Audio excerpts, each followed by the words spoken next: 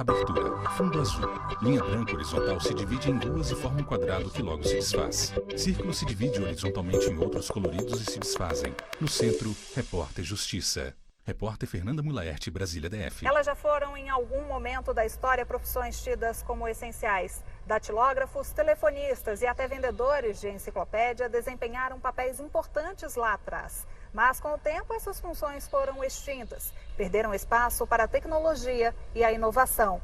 No Repórter Justiça desta semana, a gente traz curiosidades sobre profissões do passado, mostra o que tem sido tendência nos dias de hoje no mercado de trabalho e revela o que esperar para o futuro. Imagem em preto e branco. Mãos digitam em máquina de escrever. Década de 70, auge das máquinas de escrever. As empresas exigiam precisão. Para ser contratado, não bastava ter um curso de datilografia.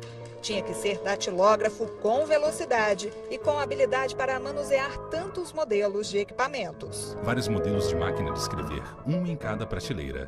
E é aí que o Jonas entra na história. Tinha um orgulho de ter feito o curso, tive um diploma. O diploma era Jonas Fontinelli, pendurado advogado. na parede.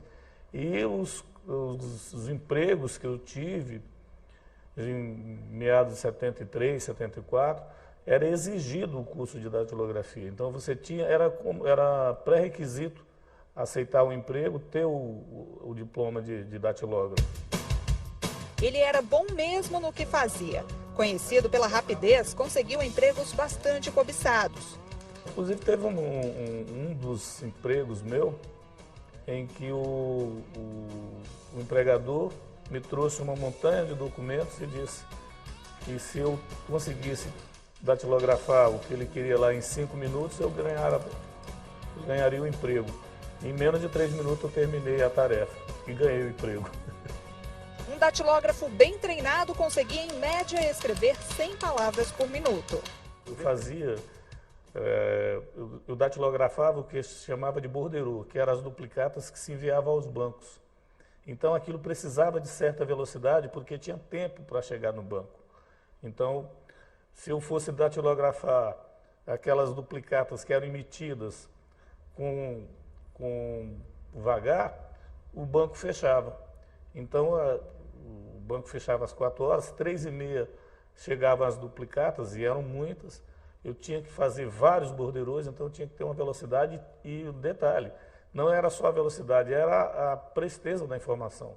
Por exemplo, uma duplicata que era 1.750 conto, se você errasse um zero, ela ficava 175.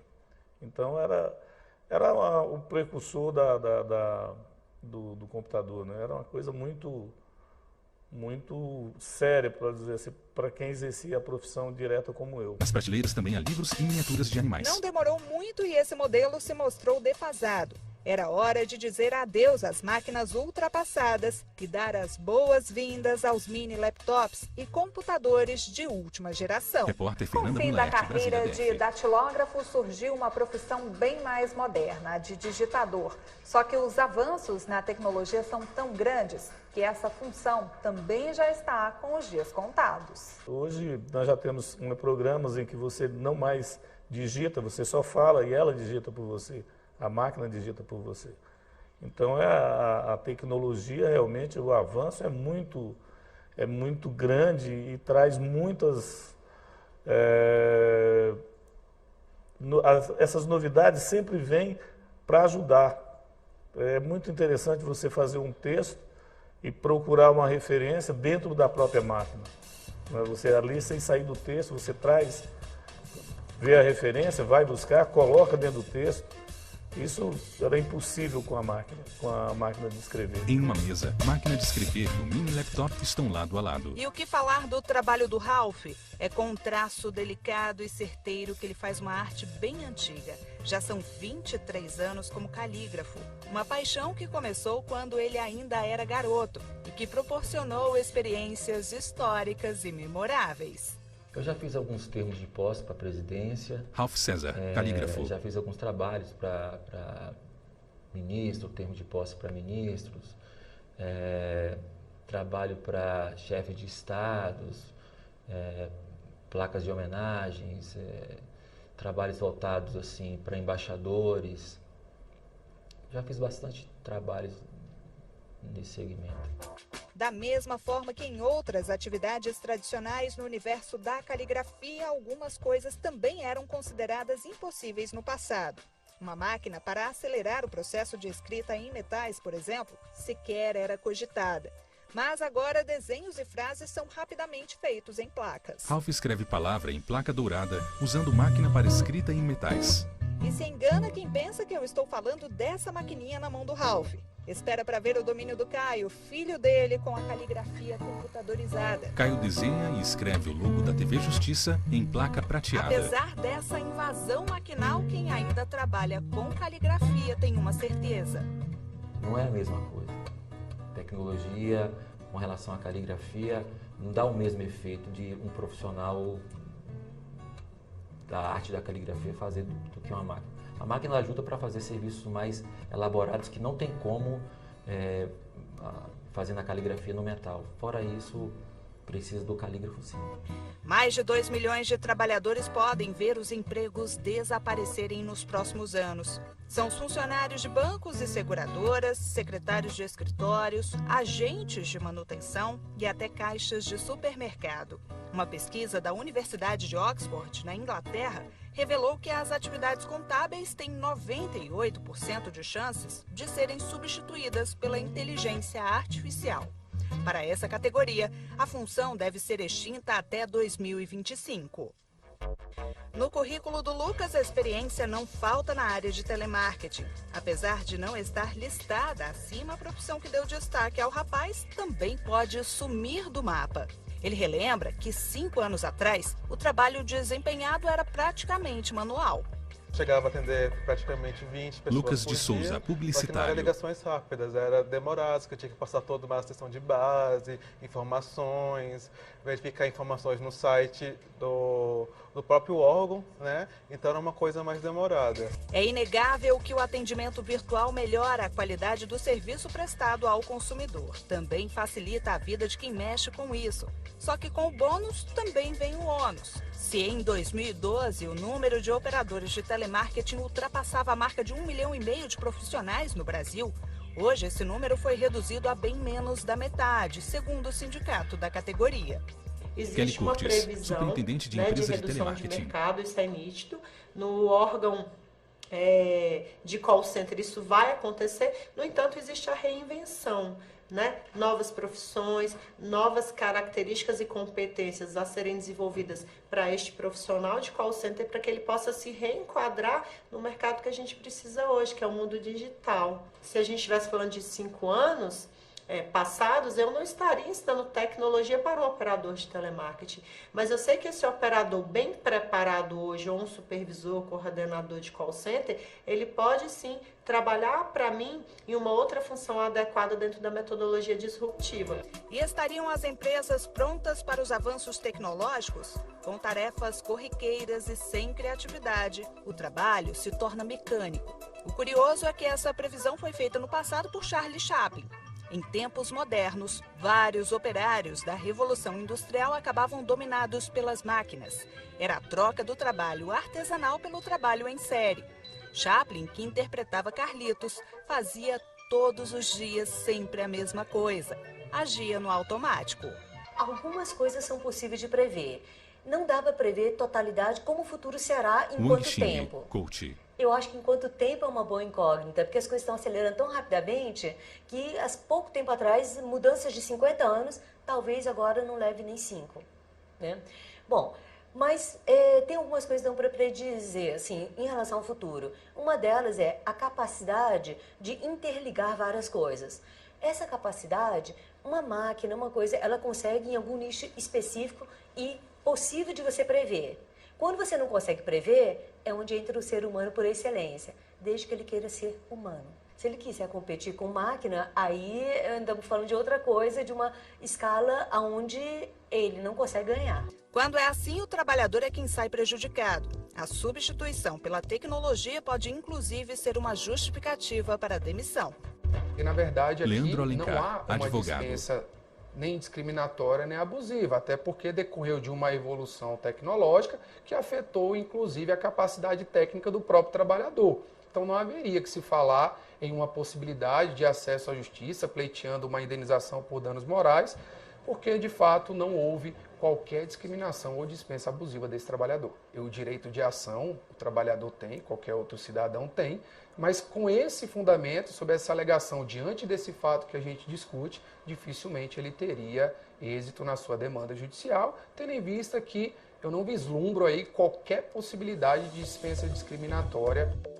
Uma das alternativas seria transferir o trabalhador de função.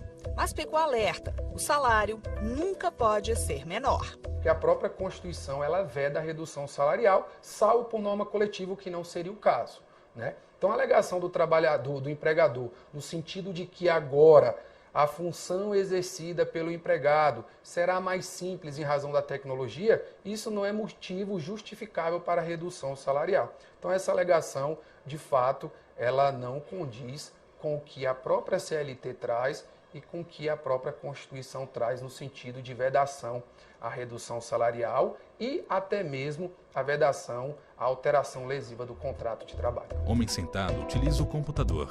Mãos digitam em teclado de laptop. O Repórter Justiça vai para um rápido intervalo e volta já. Daqui a pouco eu mostro para você algumas das profissões que têm revolucionado o mercado de trabalho. Não saia daí. Vinheta de transição. No centro, Repórter Justiça. Vinheta de transição. No centro, Repórter Justiça. Máquina com extremidade fina e afinada corta em linha reta a placa de madeira. Estas máquinas aí podem até ter sido criadas na década de 1980. Equipamentos do passado, nada disso. Estamos vivendo no presente, já pensando no futuro que se aproxima numa velocidade antes inimaginável. O André é formado em desenho industrial, ou melhor, em design de produto. Nova nomenclatura para um curso não tão velho assim. É craque na impressão 3D.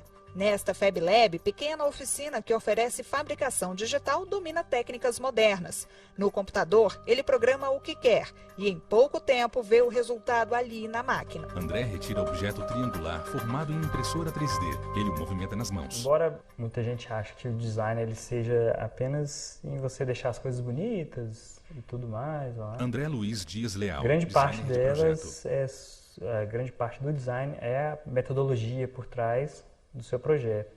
Então, para você propor novas soluções, inovações, adequar a solução do problema que você está resolvendo ali para um problema atual e que vai, né, conseguir durar muito tempo, é necessário, extremamente necessário estar sempre atualizado, né? Seja em questão de metodologia e principalmente nas ferramentas que tem disponível, né? Então, seja num software, num maquinário, no meu caso, design de produto, que a gente está sempre produzindo alguma coisa, né? Então, você ter uma noção e saber operar, né? Saber como passar o seu projeto para as máquinas, ter uma noção de como isso funciona, isso ajuda muito. Até porque as máquinas que a gente faz aqui, as máquinas de fabricação digital, elas estão para acelerar o processo. Placa é parafusada por meio de máquina. Para se garantir no mercado, é preciso ser rápido e estar em constante atualização. O Bruno cursou engenharia, mas foi no trabalho com a madeira que ele se realizou profissionalmente. E é claro que o maquinário está sempre ali do ladinho dele. O mundo é cada vez mais dependente de tecnologia. Bruno Amui, no momento que você da Fab conhece Lab. como ela funciona, você aprende a fazer sua própria tecnologia, você meio que se liberta de depender de outras pessoas e outras entidades para desenvolver as coisas e alcançar seus sonhos. Em até 10 anos, cerca de Repórter 30 Fernanda novas Milete, ocupações Brasília, devem DF. surgir. A indústria 4.0, mais conhecida como Quarta Revolução Industrial, aparece como grande colaboradora nesse processo. Uma das profissões do futuro é a de engenheiro de corte. É ele o profissional responsável por operar um programa como este e que garante, por exemplo, a impressão em 3D. André e Bruno ajustam máquina. Qualquer semelhança não é mera coincidência com o trabalho já desenvolvido pelo André e pelo Bruno. E quem está correndo atrás de uma inserção nessa nova carreira é o Pedro. Músico, começou a ver na profissão a falta de possibilidades. Agora, está investindo num futuro, digamos assim, mais tecnológico. Trabalhar aqui, para mim, é um aprendizado todo dia. Pedro Rosa, Você músico. está aprendendo alguma coisa. seja de design, seja de corte, seja de material. Então, eu não me vejo fora daqui por um bom tempo. Aqui no Brasil, o Serviço Nacional de Aprendizagem Industrial confirma a tendência de revolução e acredita na criação de novas profissões em pelo menos 8 áreas. São os seguintes setores: automotivo, de alimentos e bebidas, têxtil e de vestuário, químico e petroquímico, de petróleo e gás, de máquinas e ferramentas, de tecnologias da informação e comunicação e da construção civil.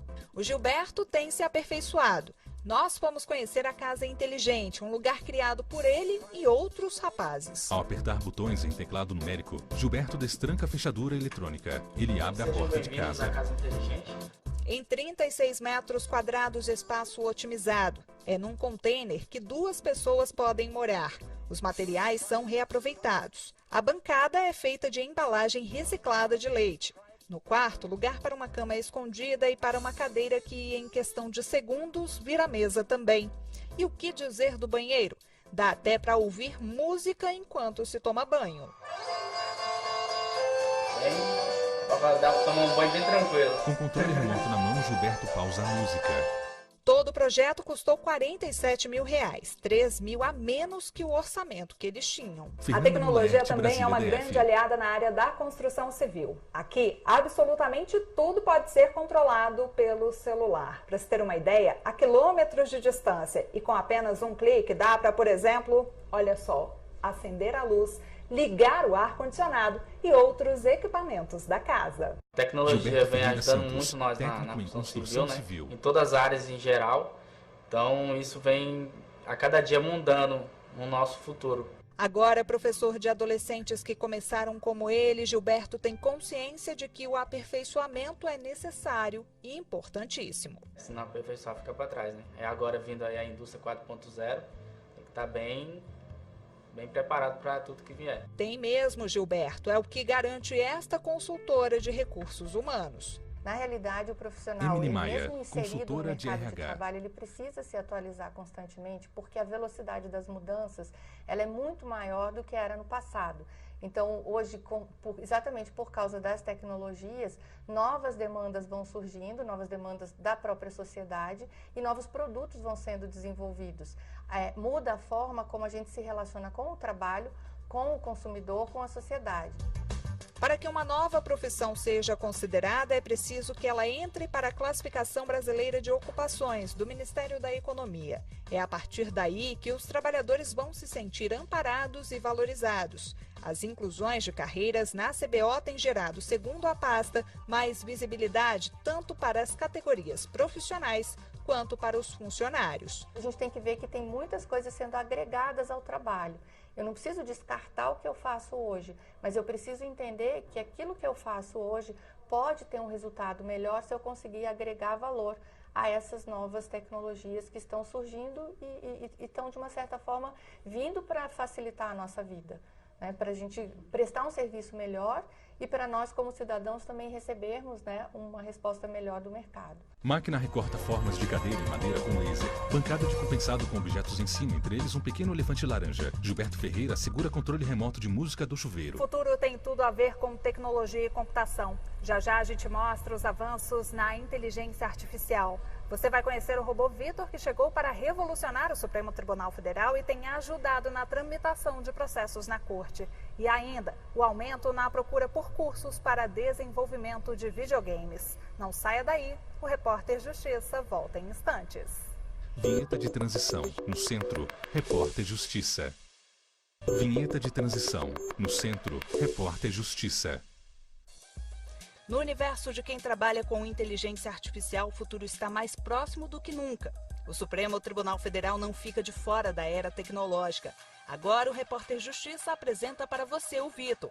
O nome do robô é uma homenagem ao ex-ministro Vitor Nunes Leal. É visto hoje como a ferramenta mais complexa do judiciário brasileiro.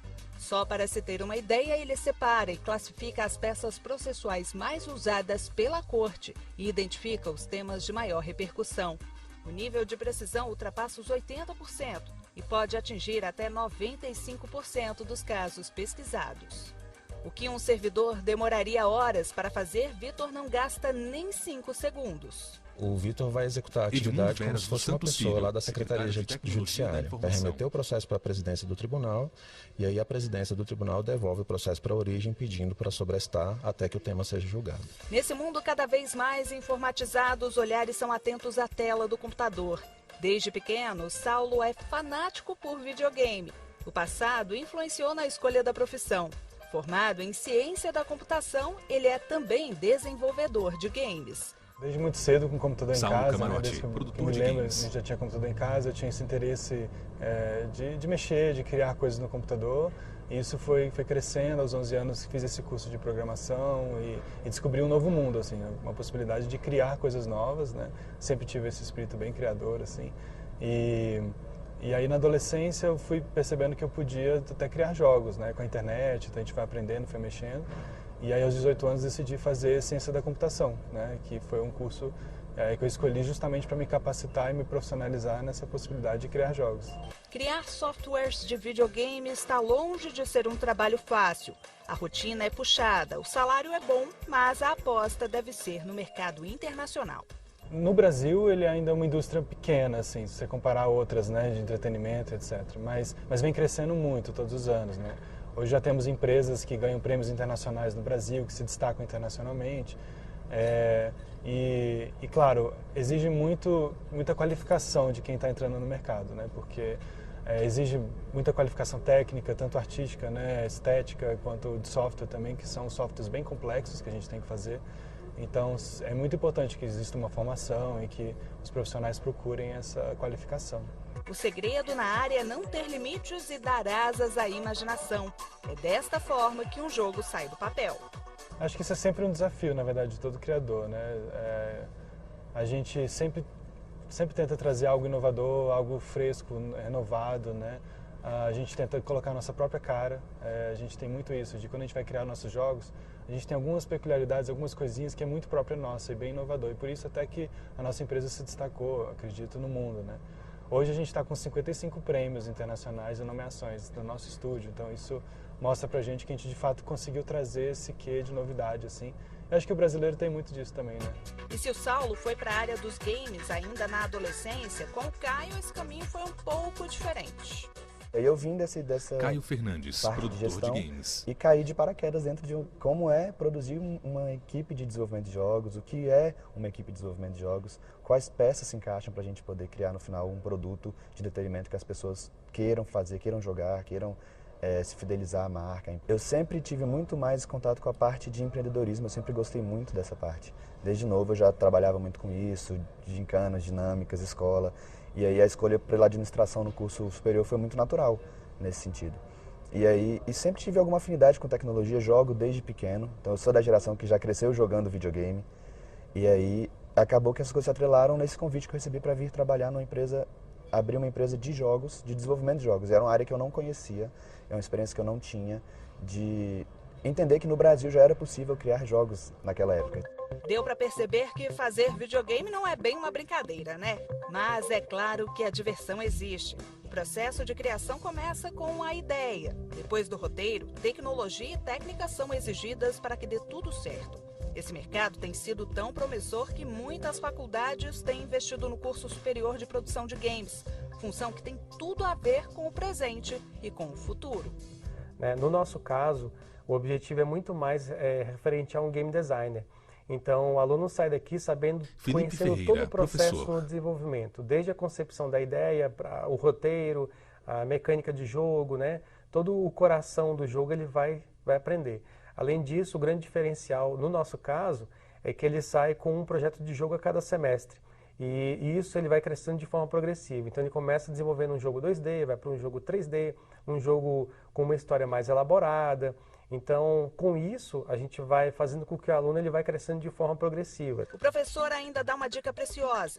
Com esforço e compromisso, o universitário pode conseguir facilmente um espaço nesse mercado de trabalho que está constantemente em expansão. Falando-se do Brasil, você, na verdade, hoje, como profissional ou uma empresa desenvolvedora de games, você pode tem o objetivo em trabalhar em diversas funções. Então, vamos supor que você pode ser uma empresa dedicada somente à publicidade e marketing. Então, você vai desenvolver Adver Games.